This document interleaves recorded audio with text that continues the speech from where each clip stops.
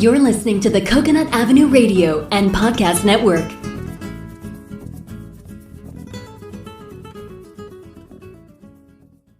Welcome to Out There on the Edge of Everything, the show that examines, helps you understand, and effectively deal with the interesting edges of life.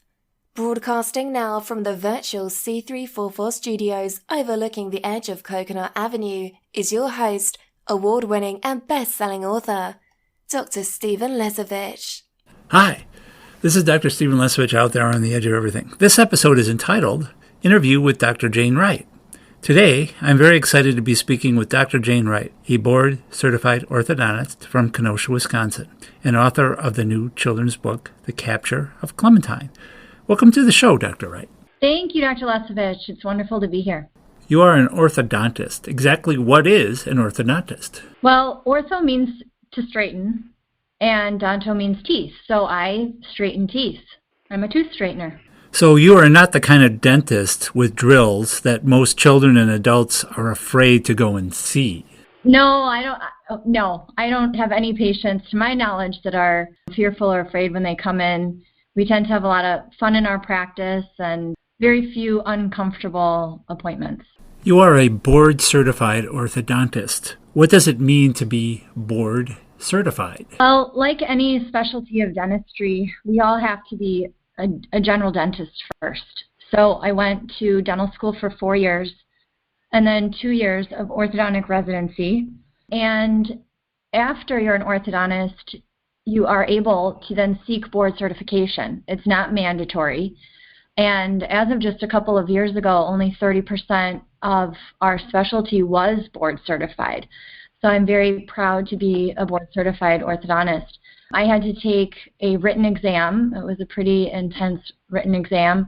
And then it took years to prepare cases that were board eligible.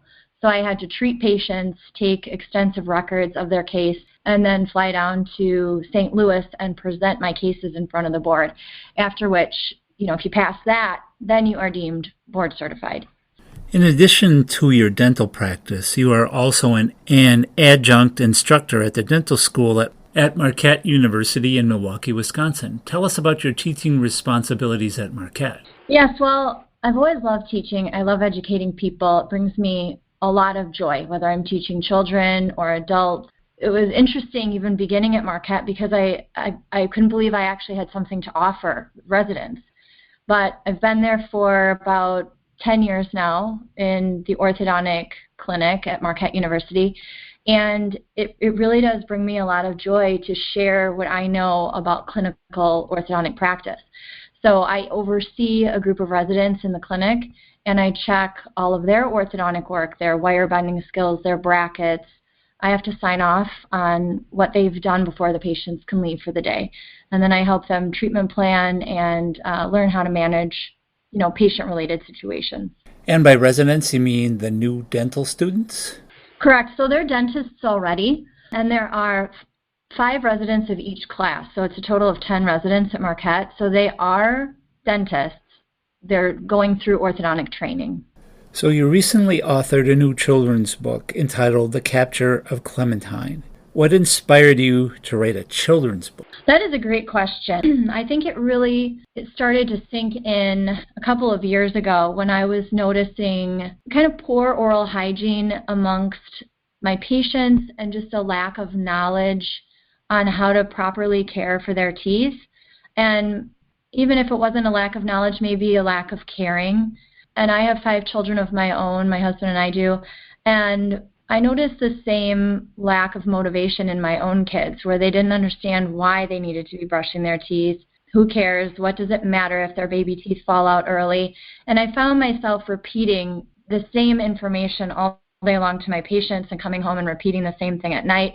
I thought, I feel like there's a learning gap with dental education. Who is teaching this? And I put pen to paper and started writing. Your new book is a fictional story about both the tooth fairy and having children practice good dental health. Tell us about the story included in your new book. Yes, well, as I mentioned, we do have 5 children, and the book mirrors what we have been through in our own household. The tooth fairy does visit our house a lot, and we've had, situations where, we've had these conversations about properly brushing and flossing. In this story, the tooth fairy enters in through the wrong window. She's headed for Tom's room, and she accidentally comes in through the twin sisters' rooms. And they hear her fluttering through their bedroom and capture her. They grab her and ask her a lot of questions about proper brushing and flossing. And Clementine gets into nutritional foods and what's healthy for teeth. So it's a really fun story, and the children that have read it so far are really captivated. I'm impressed that they're interested, and we've had a few, not even my own children, but other children, run up and want to go brush their teeth after they finish the story. And that is like the best compliment of all, that I've inspired them to take better care of their teeth.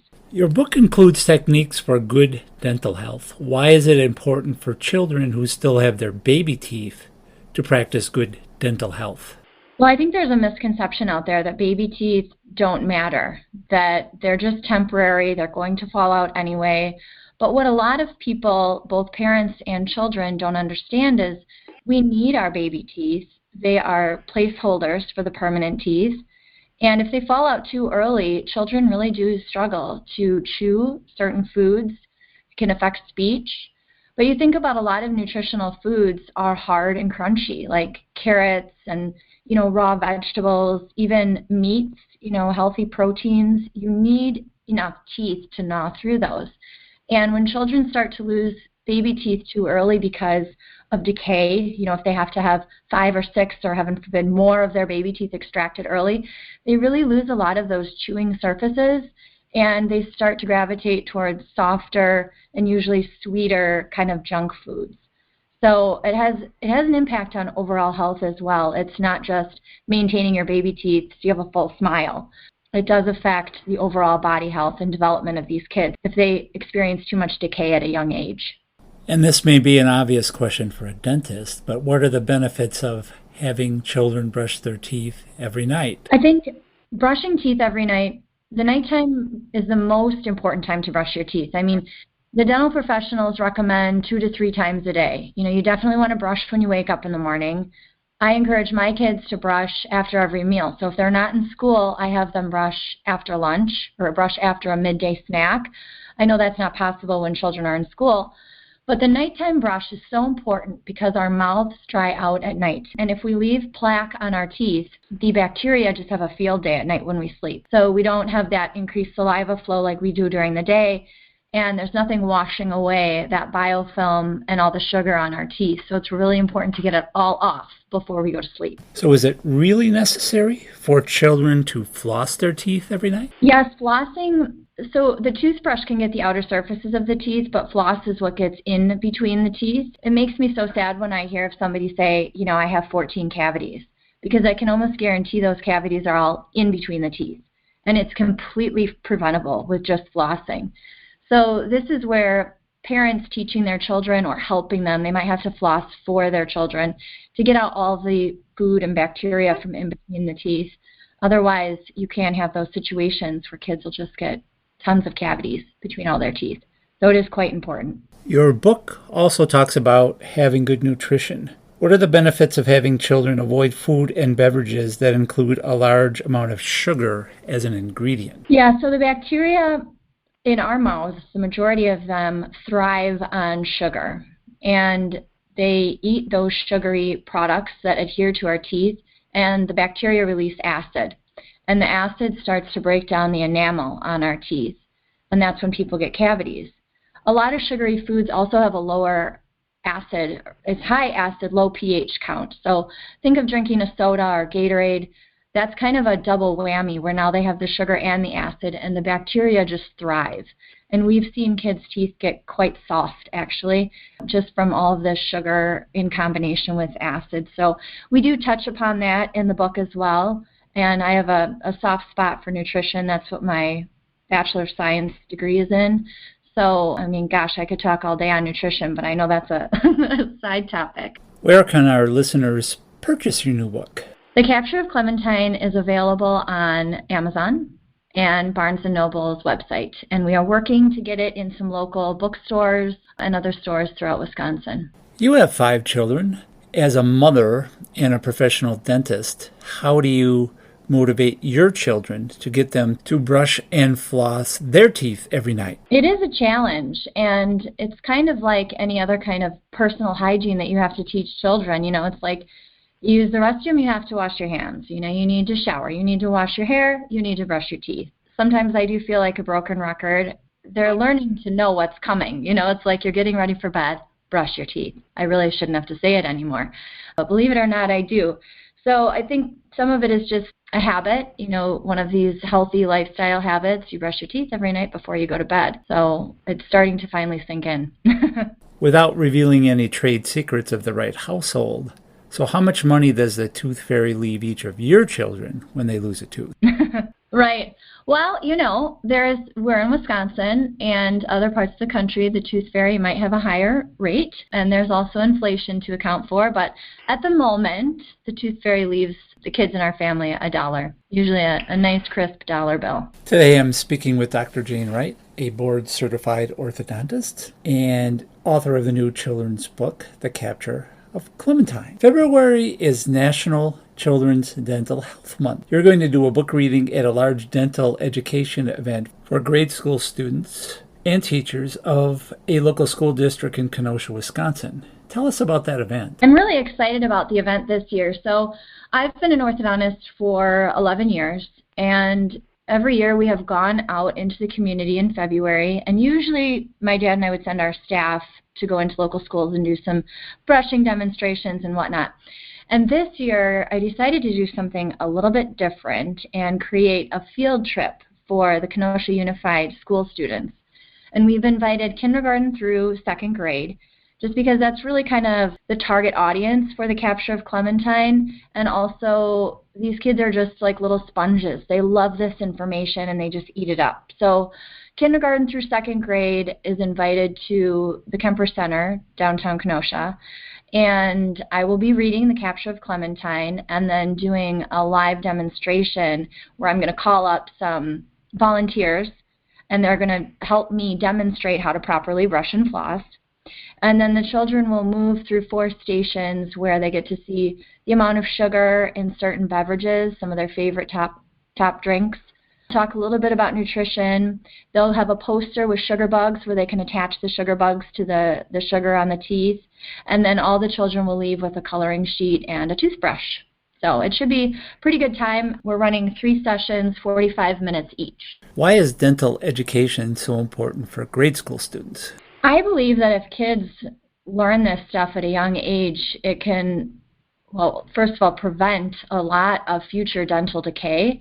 And some parents really are not even teaching this or knowing how to care for their own teeth. So to have this kind of information at a young age, I think, is really beneficial to the kids. They can take control of their own dental health, maybe care a little bit more about brushing and flossing. And like I mentioned, they're just kind of like little sponges. If they have the information, my hope is that they'll go home and be excited about it and want to use their new toothbrush and take a little more time and care with their teeth. You're doing a book reading at one of the schools your children attend. Are your children excited about you reading your new book at their school? Oh, they're very excited. One of my son's little friends has already asked if there's going to be a sequel.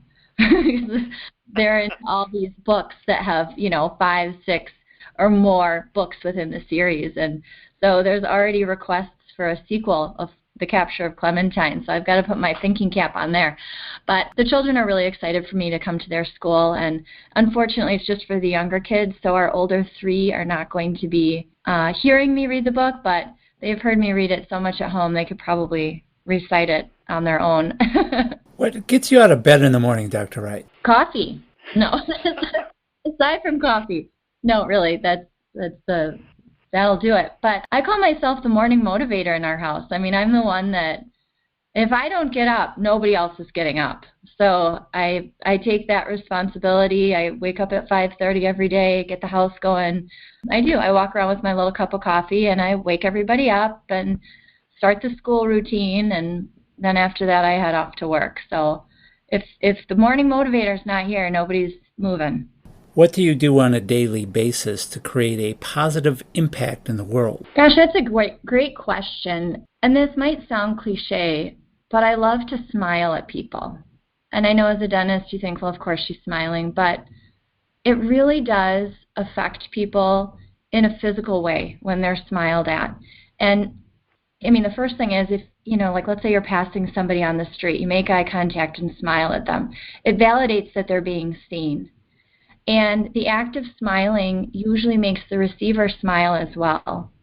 And when you smile, happy hormones are released into your brain. So I really enjoy smiling at people and seeing the response that I get in return. And my hope is that even if it's just in that moment, it makes them feel better. But you never know how that could trickle on into the rest of their day and how it might affect other people's lives, because maybe then they'll smile at somebody too. So I think a simple smile goes an awfully long way. How can people find and contact you? Yes, my office has a website. It is crawfordortho.com. And on our website, we do have links to purchase the Capture of Clementine. And then I am on LinkedIn and Facebook. I'm on Instagram, but not heavily on Instagram. So my website's probably a good starting point, crawfordortho.com, or I can also be found on Facebook and LinkedIn. What identifier do you use on Facebook and LinkedIn? I'm Jane Wright, DDS, MS. So where can our listeners purchase your new book? The book is available on Barnes & Noble's website and also Amazon. Is there anything else you would like our listeners to know about you or your new book? Well, I just hope that the Capture of Clementine can be a positive thing in children's lives, and maybe the adults reading to them could pick up some nuggets or tidbits as well. And I've been to enough bookstores with my children to know that children judge a book based on its cover. That's how they shop. So my hope for the Capture of Clementine is that it draws the attention of people who might not realize they're buying a dental book, a dental education book, that kids are going to want to pick it up and read it. And a bonus is they're learning something. Today, I have been speaking with Dr. Jane Wright, a board-certified orthodontist and author of the new book, The Capture of Clementine, including both the tooth fairy and dental education. Thanks for being on the show today, Dr. Wright. Thank you so much for having me. I really enjoyed it. Until next time, I'm Dr. Stephen Lesvich, out there on the edge of everything with the tooth fairy. You have been listening to Out There on the Edge of Everything, the show that examines, helps you understand, and effectively deal with the interesting edges of life. For more information on your host, Dr. Stephen Lesvich, please visit slesovich.com. For more information on prior and future shows, please visit coconutavenueradio.net. This is the Coconut Avenue Radio and Podcast Network.